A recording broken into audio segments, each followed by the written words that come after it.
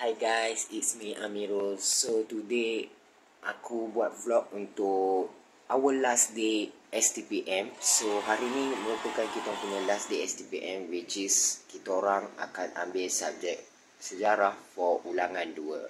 So hari ni kita orang akan start exam dalam 2:30 until 4 PM. So dalam around 1 hour and 30 minutes macam tu. So ya, sekarang ni banyak ya nota-nota aku ni semua, dan aku dah rasa otak aku tepu dah sekarang ni. So ya, aku nak sambung study dulu. So apa-apa nanti aku akan update kat korang, okay? So basically untuk last day hari ni aku I was quite sad actually, because I will miss my moment in this.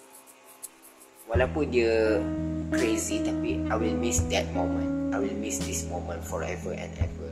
I will miss my friends. Lepas ni kita dah ada pathway kita sendiri.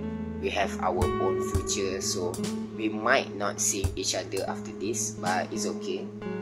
Apa-apa pun, I wish them all the best. And korang pun kena wish all the best untuk aku juga, untuk ulangan sejarah hari ni, okay?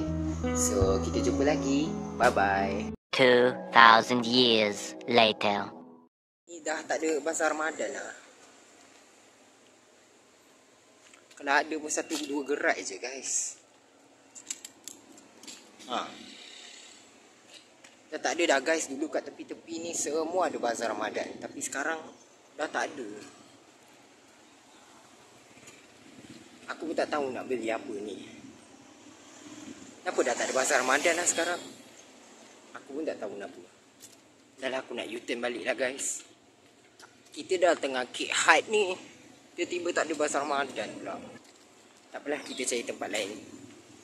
Ada tak makanan yang sedap-sedap? Guys, look at what I get.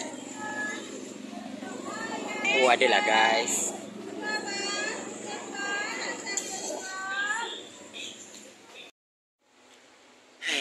Orang lain mungkin happy, mungkin aku boleh jawab. Patutnya hari ni last day, MPM should be nice to us. But hari ni tak.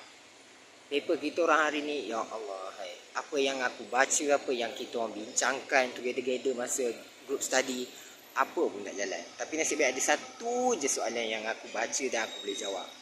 So aku sangat harap agar grade tahun ni turun untuk ulangan sejarah SEM 2. Sebab aku ni fail. Aku mula-mula sebelum nak masuk dewan tu aku cakap, aku confirm boleh jawab semua 3 soalan tu. Tapi bila buka soalan tadi, I don't think I could get A.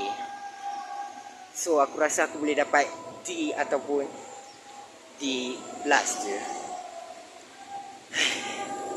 Tak apalah, untuk meredakan aku punya overthinking, aku nak pergi healing. So jom guys, this is what I bought. Aku ni memang simple guy. Beli 2 je dah cukup.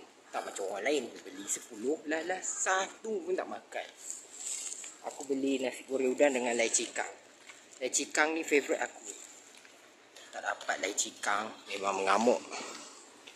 Aku punya Aku punya badan ni akan mengamuk sebab tak dapat. Sebab bulan puasa wajib ada lai cikang. Sedap gila.